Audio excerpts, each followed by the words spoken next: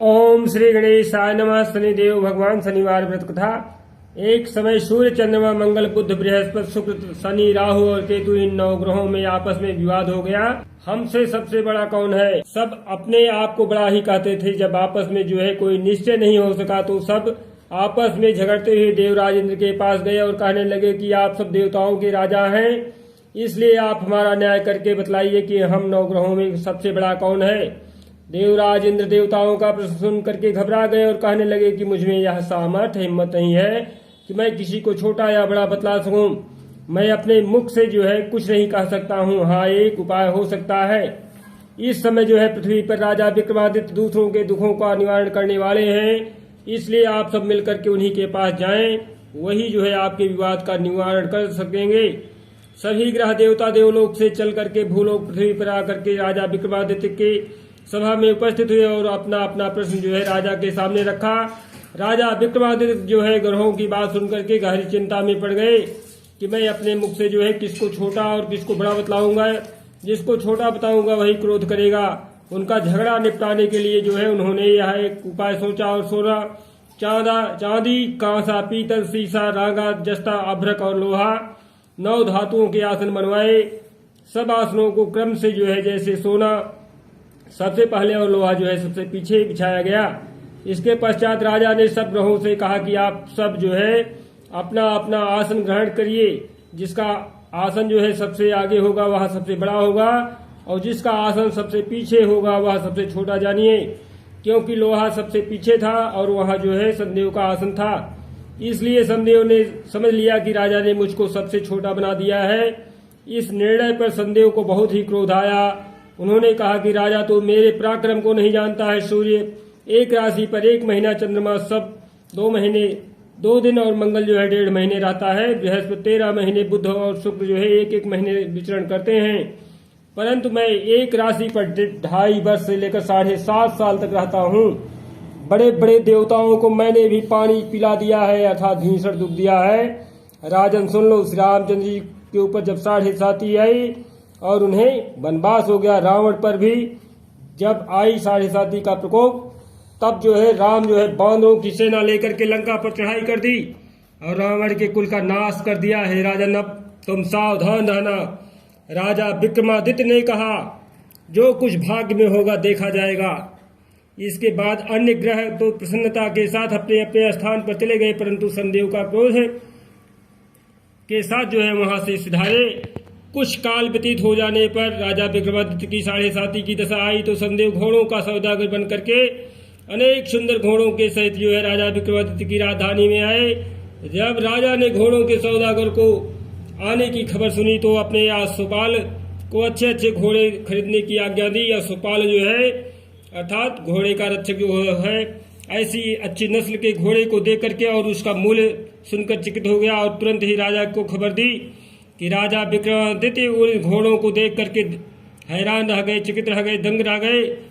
अच्छा घोड़ा चुन करके सवारी के लिए उस पर चढ़े। राजा की पीठ पर चढ़ते ही घोड़ा तेजी से भागा और घोड़ा बहुत दूर घने जंगल में जाकर के राजा को छोड़ करके अंतर ध्यान हो गया। इसके बाद राजा विक्रमादित्य अकेला जंगल में भटकता रहा। भूख और प्यास से दुखी राजा ने भटकते भटकते एक ग्वाले को देखा। ग्वाले ने राजा को प्यास से व्याकुल देख करके पानी पिलाया। राजा की अंगुली में एक अंगूठी थी, वह अंगूठी उसने निकालकर प्रसन्नता के साथ ग्वाले को दे दी और स्वयं शहर की ओर चल दिए। राजा शहर में जाकर के एक सेठ की दुकान पर जाकर बैठ गया और अपने आप को उज्जैन का रहने वाला तथा अपना नाम बीका बतलाया।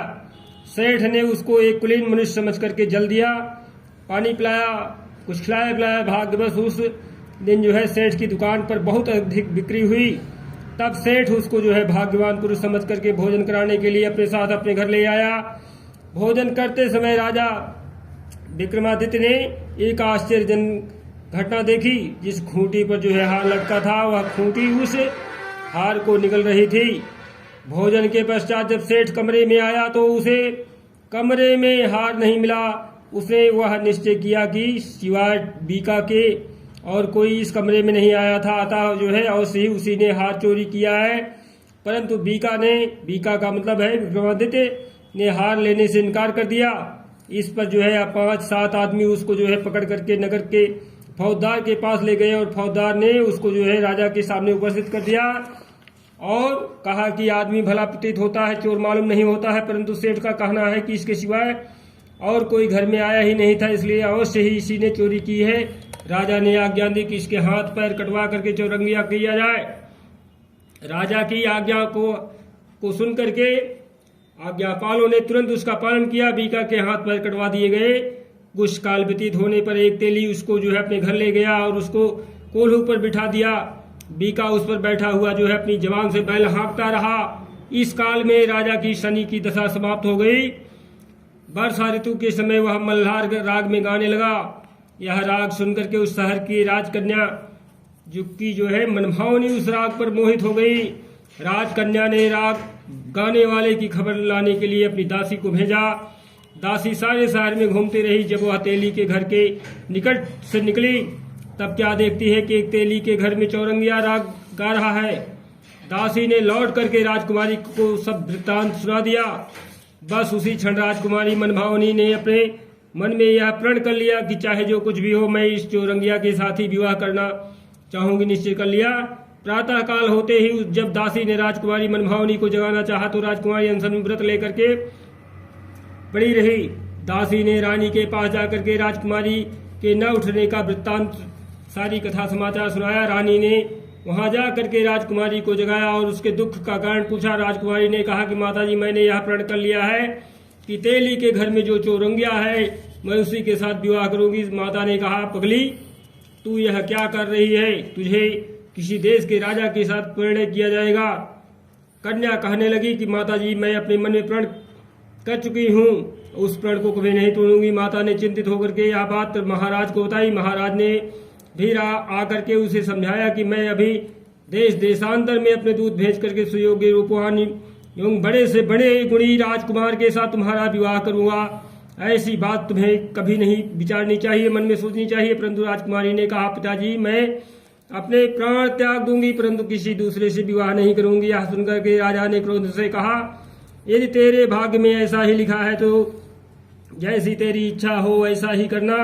राजा ने तेली को बुला करके कहा कि तेरे घर में चौरंगिया है, उसके साथ मैं अपनी कन्या का विवाह करना चाहता हूँ। तेली के ने कहा, महाराज, यह कैसे हो सकता है? कहाँ आप जो है हमारे राजा हैं और कहा मैं एक नीच तेली हूँ। कहाँ राजा भोज, कहाँ गंगू तेली की घट्टा उसने दे दिया। राजा ने कहा कि भाग्य के लिखे को कोई नहीं टाल सकता है, अपने घर में जाकर के विवाह की तैयारी करो। राजा ने सारी तैयारी कर तोरण और वृंदावन लगवा करके राजकुमारी का विवाह जो है चौरंगिया के साथ कर दिया। रात्रि को जब विक्रमादित्य और राजकुमारी महल में सोए थे तो आधी रात के समय शनिदेव ने विक्रमादित्य को स्वप्न में दर्शन दिया और कहा कि हे राजा, कहो मुझको छोटा बतलाकर तुमने कितना दुख उठाया है। राजा ने शनिदेव से क्षमा मांगी।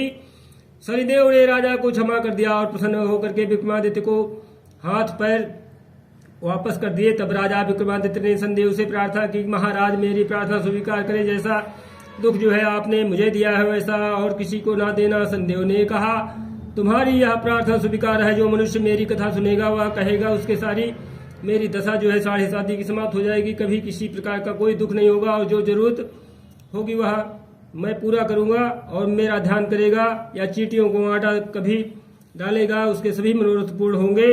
इतना कह करके शनिदेव अपने धाम को चले गए। राजकुमारी जब मनभावनी की आंखें खुली तो और चौरंगिया को हाथ पैर से युक्त देखा तब वह आश्चर्यचकित हो गई। उसको देख करके राजा विक्रमादित्य ने अपनी समस्त हाल कहा कि मैं उज्जैन का राजा विक्रमादित्य हूँ। यह घटना सुनकर के राजकुमारी अत्यंत प्रसन्न हुई। प्रातः काल राजकुमारी ने उसको उसकी सखियों के साथ जो है पिछली रात का हाल चाल पूछा तो उसने अपने पति का समस्त वृत्तांत का सुनाया। तब उसने जो है सबसे प्रसन्नता पूर्वक जाकर के यह बात प्रकट किया कि ईश्वर ने आपकी मनोकामना पूर्ण कर दी है। जब उस सेठ ने यह घटना सुनी तो वह राजा विक्रमादित्य के पास आया और उसके पैरों पर गिर करके क्षमा मांगने लगा कि आप जो है आपके ऊपर मैंने चोरी का झूठा आरोप लगाया था, आप मुझे जो दंड देना चाहे वह दंड दीजिए, मैं इसे स्वीकार है। राजा ने कहा, मुझ पर संदेह के प्रकोप था, इसी कारण यह सब दुख मुझे प्राप्त हुआ है, इसमें तुम्हारा कोई दोष नहीं। तुम अपने घर जाकर के अपनी कार्य को पूरा करो, तुम्हारा कोई अपराध नहीं है। सेठ बोला, महाराज, मुझे तभी शांति मिलेगी जब आप मेरे घर चल करके प्रीत पूर्वक भोजन करेंगे। राजा ने कहा, जैसी आपकी इच्छा है वैसा ही करेंगे। सेठ ने अपने घर जाकर के अनेक प्रकार के सुंदर व्यंजन बनवाए और राजा विक्रमादित्य को प्रीति भोजन दिया।